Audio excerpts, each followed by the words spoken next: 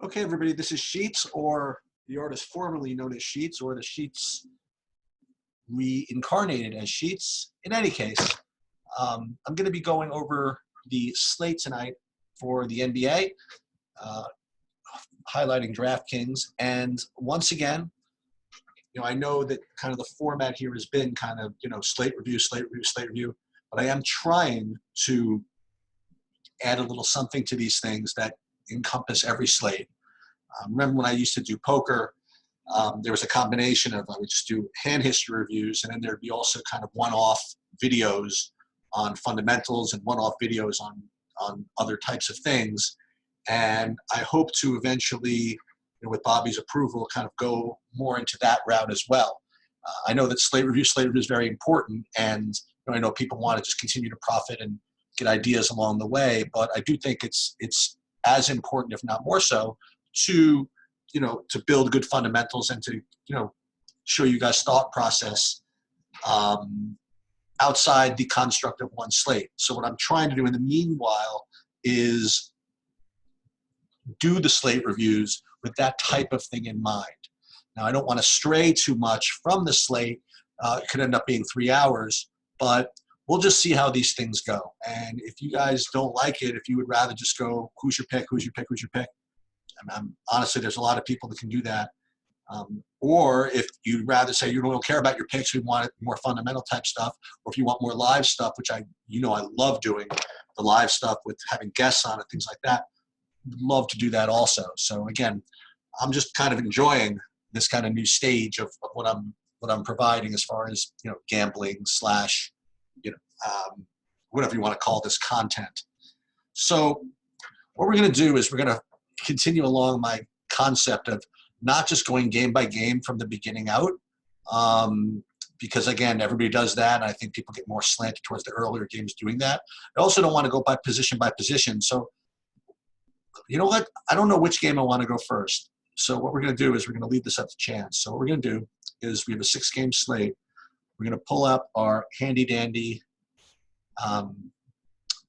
Excel, and I hope this is viewed in here. We're going to do a random number generator that's going to tell me which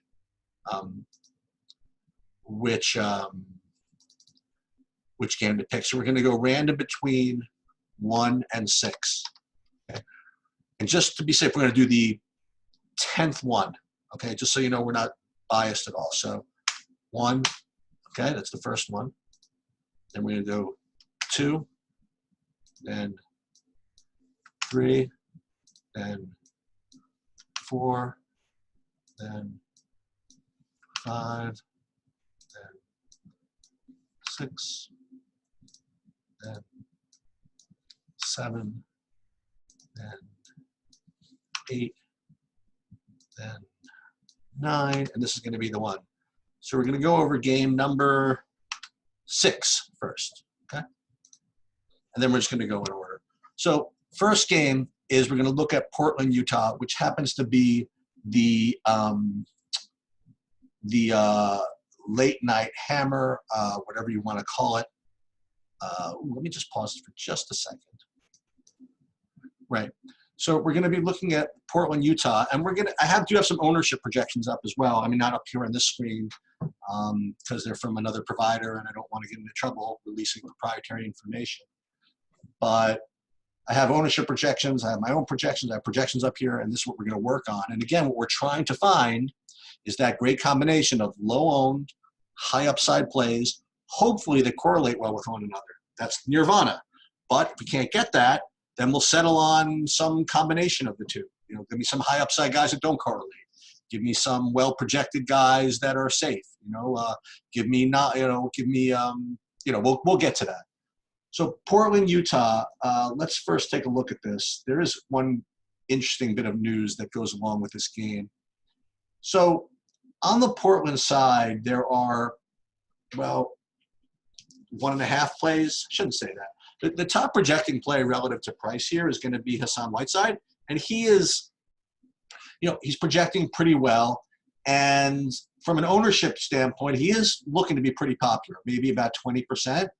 And there is a certain degree of risk that goes with this. Now, here's a question that I have. So Whiteside is playing against Rudy Gobert. So you have competing interests here that battle for whether this might be an over-projected or an under-projected play. Likewise, there are several considerations that could compete for whether it'll be an over-owned or under-owned play. So against Rudy Gobert, there is this conception that Rudy Gobert is a really good defensive player, so it's a tough matchup. So that would be one thing that would keep ownership down, right? Yet on the other hand, you would think that the price might be adjusted to compensate for that, and that would already be factored into the projection, right? So given that, it's still projected to be kind of a pretty good play. So the idea that he's against Gobert, so I'm going to ignore the projection, just doesn't make a lot of sense. However, I would postulate, I would wonder if the usage rates and numbers that went into the projections for Hassan Whiteside in this matchup, whether they were more slanted towards recent performances or his back performances. The reason I mention that is I believe that Hassan Whiteside has had some pretty easy matchups. And it's interesting when we talk about baseball DFS, for example, sometimes in the NBA as well, but baseball DFS, we talk about park upgrades, right? So when someone was playing in, say, Miami, and then they went to play in Cincinnati, you would say that it's a park upgrade. You wouldn't just look at, okay, they're playing in Cincinnati, it's a good park. It would be more to the point where it's not only that, but it's a park upgrade, meaning that they were priced based on the fact they were playing in Miami, and the price hasn't accounted for that. So that being a park upgrade. So likewise, sometimes in the NBA, we talk about there being pace up spots for teams. And I wonder, though, if the projections on which something like Hassan Whiteside is based, is it based on a kind of like a matchup downgrade? You know what I mean? I know that you might think that, well, the projection might account for the fact that he's against Gobert, but what about the fact that his recent matchups were particularly soft, right?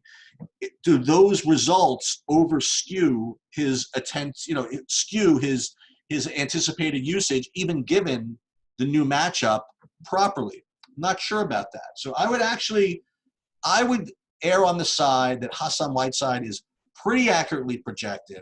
And on the other hand, I don't think there's a lot of upside from that projection. How about that? So I'll kind of split the difference. And given the fact that he's a 20% owned guy, he's certainly going to be in my pool of players, but I would certainly rate him as a play that I would use alongside higher upside, lower owned plays. Okay. He'd be, I don't want to say safe in the wrong way, but he'd be the guy that I wouldn't anticipate or be that encouraged about the prospects of getting like an 8x spot here against Gobert, given the fact that he's moving up in matchup, so to speak. He's moving from a softer matchup into a harder matchup. So he'd be the first guy I would look at. Second guy, Lillard. He always, not always, he's showing up as a pretty good play, not a great play. As far as ownership goes, wow. I mean, right now he's looking to not get much ownership at all. I'm just kind of looking. I actually have to scroll all the way down like 10%. And, unless Lillard projects really poorly somehow, and he's only 10%, I mean, he's someone that I'm going to include as a play that I'm going to consider. Now, what would be great is if there were Utah guys on the other side, okay, that I could use here.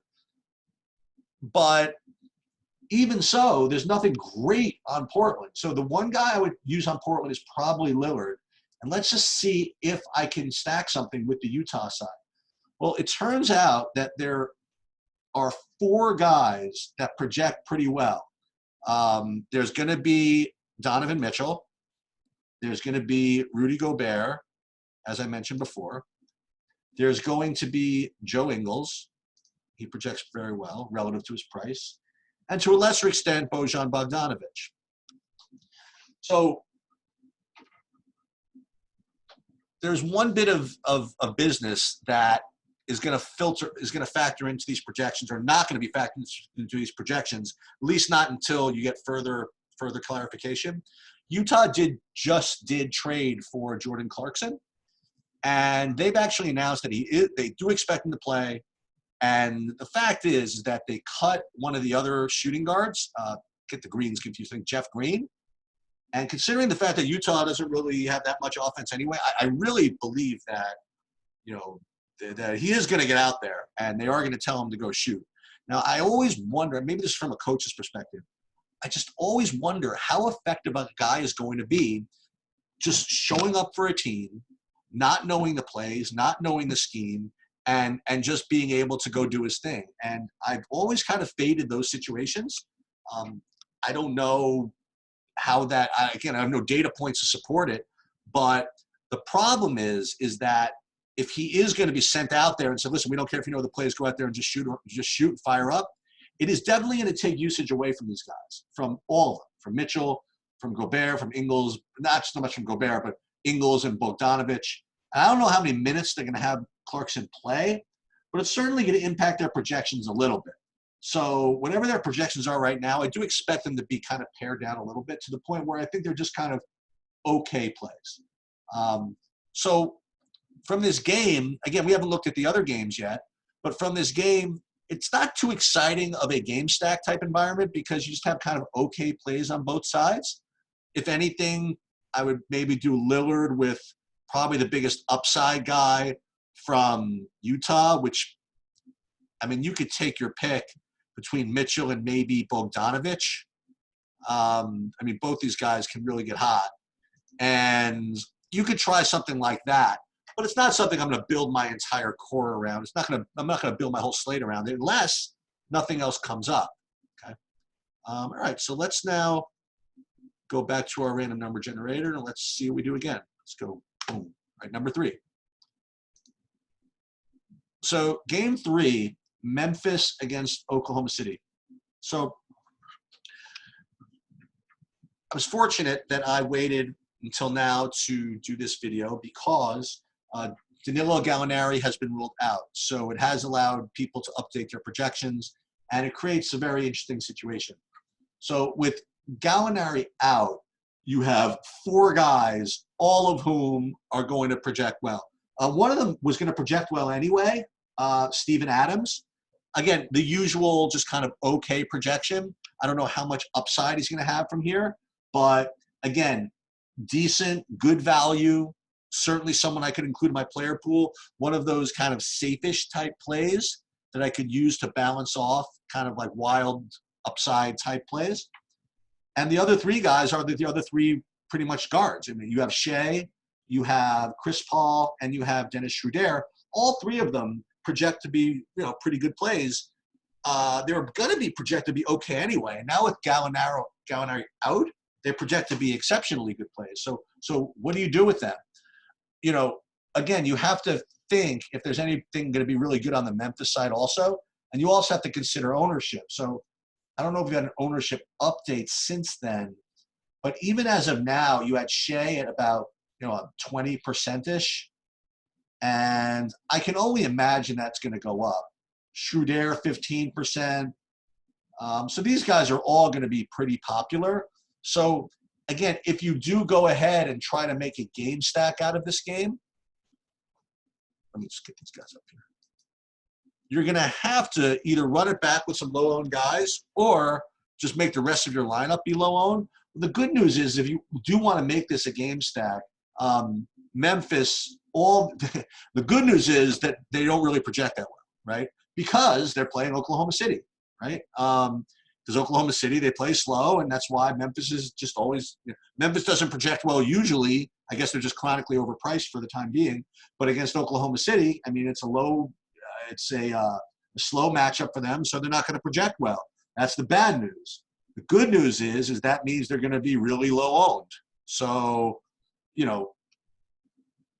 where I wouldn't play these Memphis guys on their own, what I might do is use 1 or 2 of them, the higher upside guys, to use in a stack with Oklahoma City guys. Now, one thing I will say about playing these Oklahoma City guys is I do think it's important to be smart about your groupings here, okay? So I don't think it's a good idea to play all three of Shea, Chris Paul, and Schroeder in the same lineup. There's just not enough shots to go around for these three guys.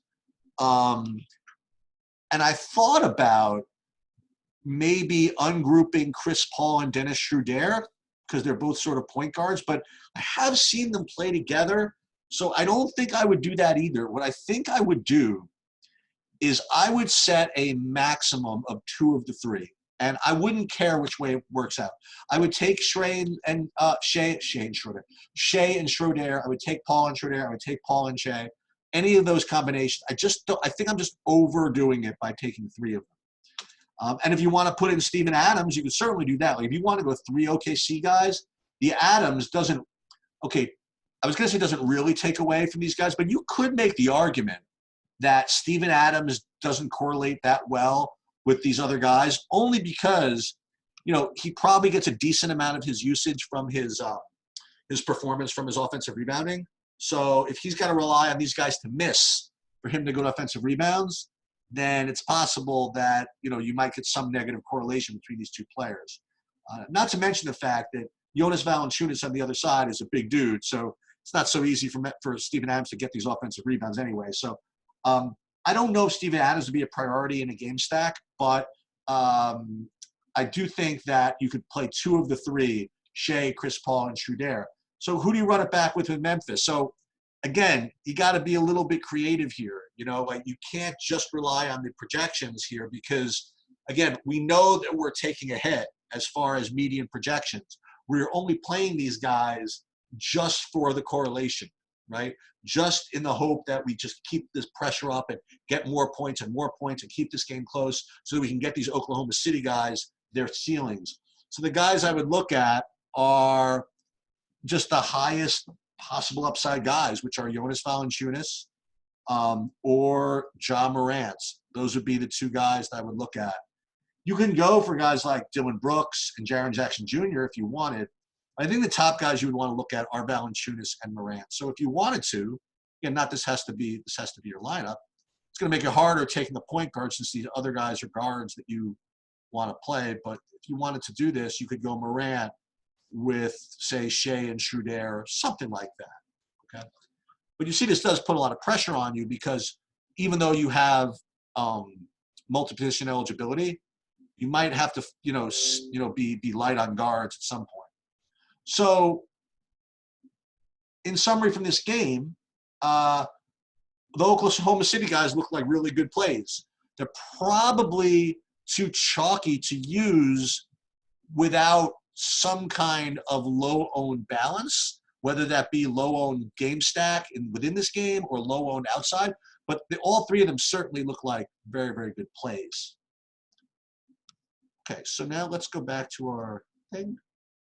And let's see what's our next game. Game 5. All right. Minnesota against Sacramento is a very interesting game. First of all, because we still have this Karl Anthony Towns questionable stuff. So he's had a sprained knee that's caused him to miss about 4 games, I think. And considering that he really used to never miss games, I have to believe he's really, really hurt. So I'm going to operate under the assumption that he's injured. Until further notice. If he's not injured, it changes the way I'm looking at the Minnesota side. Not as much the Sacramento side, but presuming that he is out, there's a couple of guys that you have to keep in mind. First of all, let's start with Shabazz Napier. Okay, Shabazz Napier, if in fact he starts, which if he's going to play, I presume he would start, rates to be one of the premier values on the slate. He projects pretty well. He's 3,300. Now, there's another guy that we're going to get to that you might want to use as a pivot off of him or alongside of him later. But for now, he is going to project and he's going to rate as a very top play on the slate. So you're going to have to make that decision. Is he good chalk or bad chalk? So let's think about this for a minute. on the one hand, typically, when you're trying to compare those $3,300 guys that are going to be really popular, what I believe is that the point guards are probably the more reliable of those $3,300 guys because they're not like the Langston Galloways who are just going to hang out in the corner, hope the ball hope they get shots off, hope they get lucky into some stuff. And just because they're getting the minutes, that's why they are going to be chalky. A guy that's going to actually have the ball in his hands, like a point guard, is typically a more secure proposition as far as that kind of cheap chalk.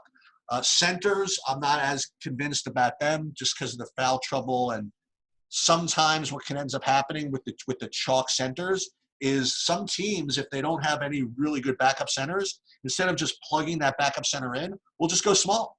And we've seen that happen a lot. So I think the most reliable of those, again, all else being equal, are going to be the point guard. So I do believe that Shabazz Napier is going to be, if he does start, going to be decent chalk. But you do have to keep in mind that, he's not that great, and there are routes for him to fail. Josh Okogie, who knows? Maybe they let him run some point guard today at 3,400. Maybe just Jeff Teague plays all the point guard minutes or something. He can't play all the point guards. Maybe they let Andrew Wiggins run point, which they've done sometimes. So there are routes that Shabazz Napier could fail, but I do feel as though if he does start and all else being equal, probably is a good bit of chalk to have in there. The other guys to keep in mind, Andrew Wiggins, I just alluded to, he projects not great, but just okay. Because, again, I think they've been kind of moving the price tags up a little bit, thinking that Towns might be out. Maybe that's it. But in any case, he's projected to be just kind of okay. If Cat's out, the next guy you're going to have to always consider is this Gorgie Dang, who is still going to be incredibly cheap on FanDuel, but on DraftKings, at least they move him up to 5,700. Even though he's 5,700, he is projected to be a pretty decent value. Is he projected to be a great value? No. So he's not a guy that you have to plug in by any stretch of the imagination. He just looks like another guy. So if, in fact, Cat gets ruled out, you don't have to just go jump on this guy anymore. One interesting guy, again, talk about narrative, talk about whatever, but I don't know if you guys watched any of the game, but Robert Covington must have had one of the more disgusting runs in a game I've seen in a while. I don't know if you had a chance to see it, but there was a run he had. I don't even know if it was the Golden State game or the Portland game, but it was such a disaster. He missed a layup. He turned the ball over. He had it blocked. I mean, just one after another. It was one of the worst games I think I've ever seen by any basketball player. And you talk about narratives, you talk about these people not just being data points on a spreadsheet, but human beings. I just have to believe that he is really going to be focused to play a good game. Now, I don't know if that's actually going to translate to a game, but, it's nice to start with a guy who is extra focused rather than a guy who might not be extra focused. So Robert Covington at 5,100, he projects just okay, but if you want to add a little humanness into the equation, I do think that he's out to have a good game, however that helps him. So what do you have here? So you have Shabazz Napier with as kind of good chalk, and these other guys on Minnesota just look kind of okay. And from an ownership perspective, the Minnesota guys, I mean, they're not looking to be that highly owned. That's the good news. But they're not projecting to be all that great either. But who knows? Let's see. Maybe the Sacramento guys are going to be really nice, low-owned guys that you can stack, and then you can maybe use these Minnesota guys. So speaking of which, on the Sacramento side, I don't want to get too into the basketball piece of this, but let's just look at these guys as data points on a spreadsheet first, and then we'll talk basketball in a minute. So De'Aaron Fox, Buddy Hield, and I thought these guys would project much better. If Bobby were here, he would say I would double the ownership on all these guys because they're playing Minnesota. But hey, let's start with the just points on a spreadsheet. De'Aaron Fox projects to be good, but not through the roof good. And Buddy Hield and Marvin Bagley, I really expected them to project much better, but they just aren't. And maybe it's because of something I was worried about. There's no way. But what I was worried about, I don't want to spend too much on basketball per se, but Marvin Bagley actually started the last game. Now, don't worry they didn't get his 32 minutes or 30 minutes. There was a big blowout, and they had the second unit try to lead them back. So that's not a big deal. Problem is that if he's actually going to start at the 4, what's better? Him starting at the 4 and getting a little bit of backup 5 minutes, or not starting, getting max 5 backup minutes and some minutes at the 4.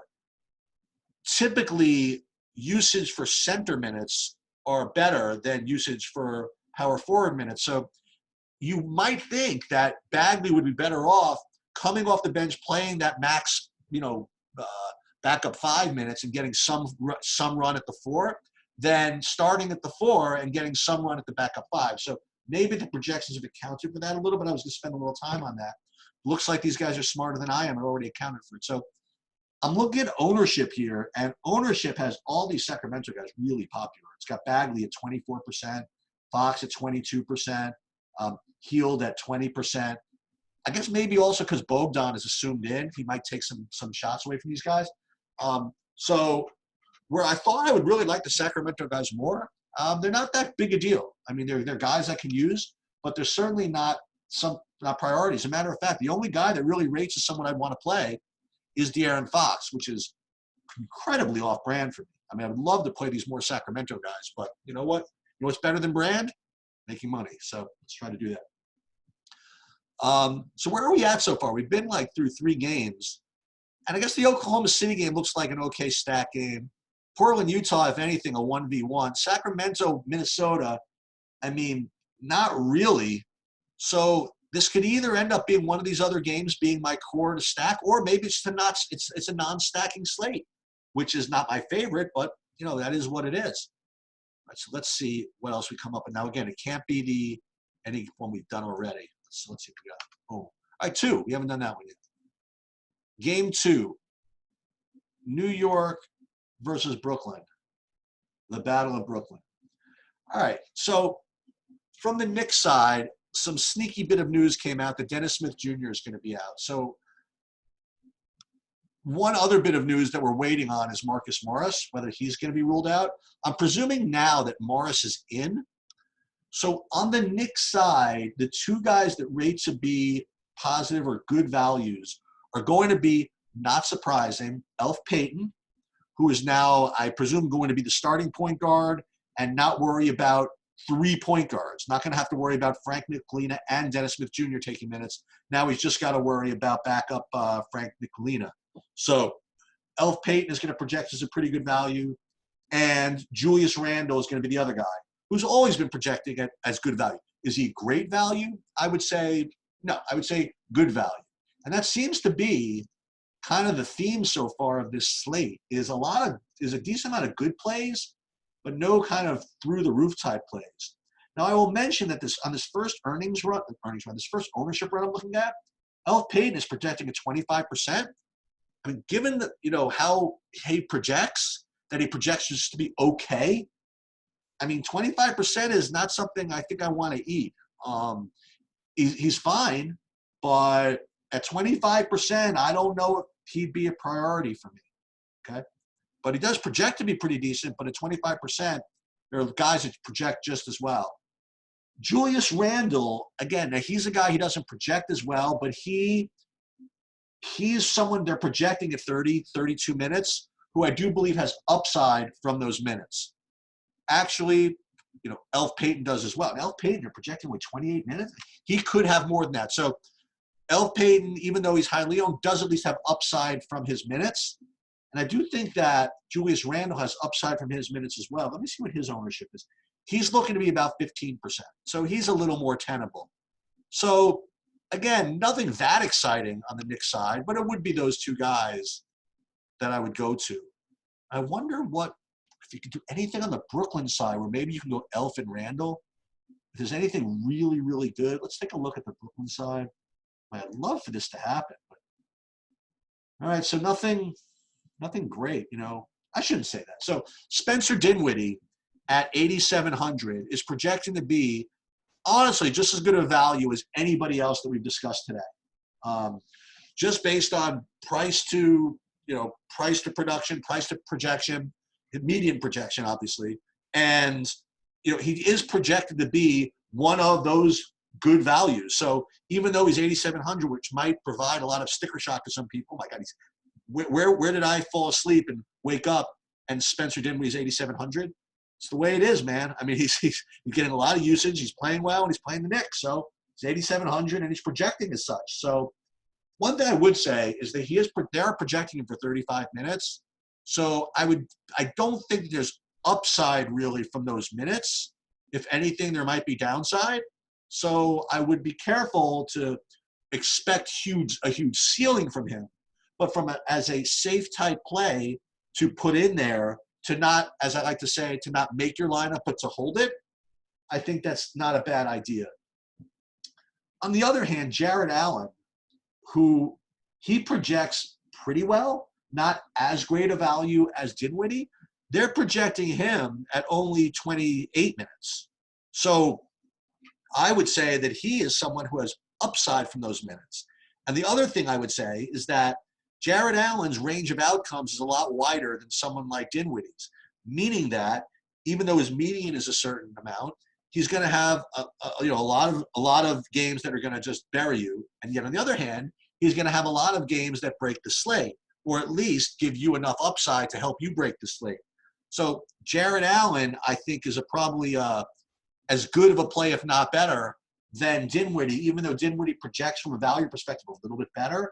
I think that even though Dinwiddie projects a little bit better, I think Jared Allen does have probably a decent amount of upside. So he's someone I would look at. The other guys on the Nets, Taurean Prince, he's the next guy. Again, if you wanted to go the stacking route, you want to do something like Dinwiddie.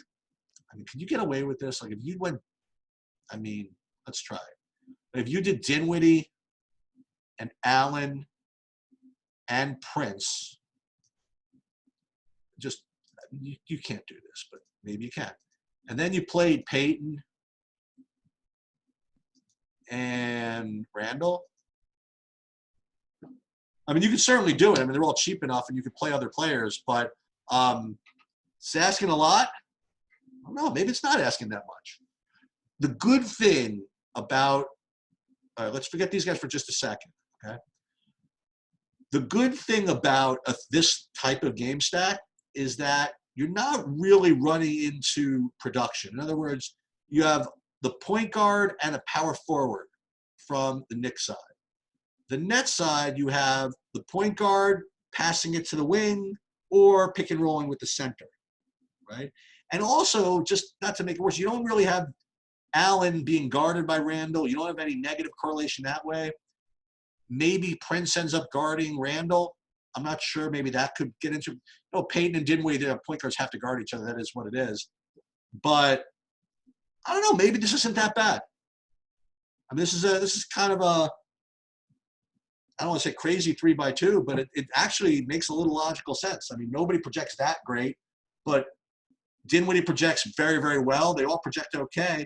And let's take a look at ownership real quick. Sure, Peyton's popular, but I mean, the next highest guy, okay, Dinwiddie 17 or so, Prince and Randall both at 15. I don't know, then Allen maybe at 15. Maybe it is a little bit too chalky. But how many people are going to have all 5 of these? I don't know. Maybe this is asking a little too much. But at the very least, I do think that all these guys are playable, okay? Either as one-offs or 1v1s or something like that. Right, so when we have 2 games left, right, so we got to hope for a number 1 or a number 4 out of our number generator. Let's see. Ready? Boom. 5. Nope. Try again. Got to get 1 or 4. Nope. You could be here for an hour until we get 1 or 4. It's a 5 again. I don't want to cheat and just change the parameters. This is what it is. This is 1, 2, and 4. You're going to come back. There it is, 4. All right. So 1, 2, 3, 4. The return of Luka Doncic. All right. So Luka is going to be playing tonight. San Antonio at Dallas. And that's good because if he wasn't playing, a lot of these Dallas guys would be really popping and it would be very, very difficult. The way it looks right now, none of the Dallas guys except for Luka look to be decent or good values.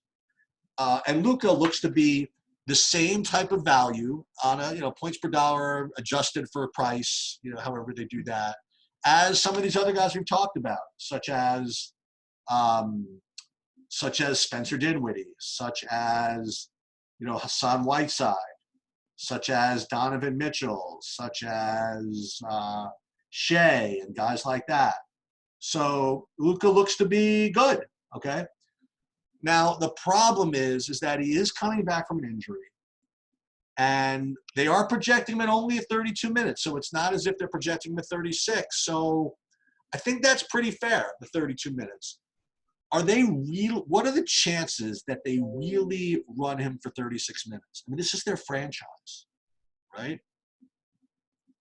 I mean, I have to tell you, if it's a close game, they just might. So maybe he is somebody that even though they're projecting for 32, maybe they could run him 36 minutes. Maybe he does have upside from that projection. Certainly, he's someone that I'm not going to throw out of my player pool. But unless they announce he's got a minute restrictions or something like that, he's certainly in play. Let's just put it that way. On the San Antonio side, this kind of feels like a sucker play, but, it is what it is. DeMar DeRozan is projected to be kind of an okay value on San Antonio and nobody else. That's just the way it is. He's 6,500. I'm sure everybody's going to see that, 6,500. I'm sure that everybody's going to look at projections. They're going to say, he looks okay, but boy, he's only 6,500. So I do think that he's going to show up in some ownership. Let's just take a look if he's getting any now. I have to tell you, right now he's showing at 20%. And if you were projecting better, I would say, okay, I'll try it. But at 20% ownership, he's just not going to be someone I get to, I don't think. I know, again, you look at, he's 6,500, but that's factored in. Okay, it's factored into the projections and all of that stuff. So I don't think I'm going to get there. And this game has thus become pretty uninteresting. You can play Luka if you want. Can you play DeRozan? If he's the last guy in and everything else is low owned, okay. But aside from that, it's a pretty uninteresting game. Now, the good news is that I don't have to use my random number generator more because we only have one game left. So Washington against Detroit. Washington is a freaking mess. They have Gary Payton Jr. They have Jonathan Williams suiting up, or is he on the Pistons? Well, Jonathan Williams is playing for somebody, okay? But I don't even think he's on the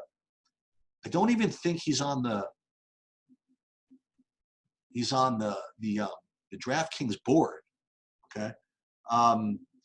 But let's attack two things from Washington that merit consideration. One is Bradley Beal, who is projecting to be probably the best value on this slate. Not by a lot, but for now, he's projecting to be the best overall value on the slate. And we could talk about why that is, but it doesn't really matter. Okay, because Washington has just nobody. They just have nobody. Everybody's injured. Bertans is injured. Bryant is injured. Hachimura is injured. Isaiah Thomas is suspended. Morris Wagner is out. So if you're really worried about Gary Payton Jr. or Justin Robinson or anybody taking shots away from him, I wouldn't worry about it. He's going to shoot as many times as he feels like. So that's why he projects well, and that's why he's a good value. The guy who merits some consideration is, and I'm not going to do it, but I just want to bring him up, is Jordan McRae. So if you wanted to pivot off of Shabazz Napier at 3,200, Jordan McRae at 3,200 at backup point guard or shooting guard or wherever he's going to play with everybody else out does have some appeal. Now, here's the deal, okay? The deal is that they're projecting him for about 18 to 20 minutes, okay? And based on those projections, he's projected to be an okay value. Maybe not quite as good as Napier, but Certainly someone who, if he were lower owned, I could use as a pivot because he'd be close enough to Napier. Of course, Bobby would say just play them both, but that's something else. But the problem is it does say that he has a minutes limit. So I don't know what that means. And when it comes to GPPs, I kind of have this, look, I'm not a guy that lives on hard and fast rules, but playing guys with minutes limits is just very rough business. Look, there are only two ways that you can get an edge on the field, right? Because everybody has access to the same projections. You can either find someone that has minutes upside or usage upside above and beyond what's been projected for them, right? Because everything else you could argue has been factored into the price, has been factored into the ownership, whatever. So unless you can come up with some reason why his usage would be higher than normal or his minutes would be higher than normal, then you're pretty much even with the field as far as knowledge goes. So as far as projecting higher usage, okay, that's definitely, I guess, possible, but that's already been factored in, hasn't it? The fact that he's going to be playing with Isaiah out. And the problem is there's no minutes upside, right? If they're projecting for 18 to 22 minutes, if they say he's on a minutes limit, I don't know exactly what that means, but I can't imagine that they're going to play him 32 minutes and then they say, oh, that was our minutes limit, 32 minutes. So I would be very cautious about playing guys in GPPs when you're demanding upside when they're on a minutes limit. Now, if he does say that he's limiting them to 24 minutes, fine, because they're only projected for 18 to 20 anyway. But without any clarification, if they just say on a minutes limit, don't know if I could do it. It's just one key component to that upside you're looking for that's taken out of the equation of these minutes limits. All right. On the other side, on the Detroit side, there's three things I want to look at. One thing I want to give you kind of a stock market analogy or stock market lesson or something like that. And the other is just a play. So Andre Drummond is projecting to be pretty much tied with all these, with Bradley Beal actually, for being the top value on the slate. Okay. And for reasons you might imagine. They're playing Washington, who has nobody. They have no bigs. Although I shouldn't say that, right? I mean, they have, Ian Mahimi. They have Anges Pashanikniks, okay, whatever. So they have bodies who are pretending to be bigs, and they are big, I suppose. But, Andre Drummond, the theory goes, is going to be able to get whatever he wants.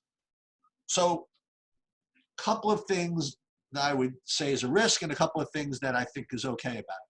First of all, for those of you who are worried about the fact that Blake Griffin might be back, how it might impact Drummond's rebound rates and rates in general, I believe that Blake's presence does not affect Drummond's, especially rebounding upside, as much as you would think. Even though he's a bigger guy, Luke Kennard being out is the big thing. I mean, that really helps Andre Drummond's rebounding rate. So don't worry about that. Here's my one risk, okay? And you know that all that, what I just said, is factored into the price. Or into the ownership or the price or both. The fact they're playing against Washington, who's really not a good rebounding team, here's the thing that I'll point out to you. Andre Drummond never has a bad matchup, okay? I shouldn't say never. He can get his 20 rebounds almost every game.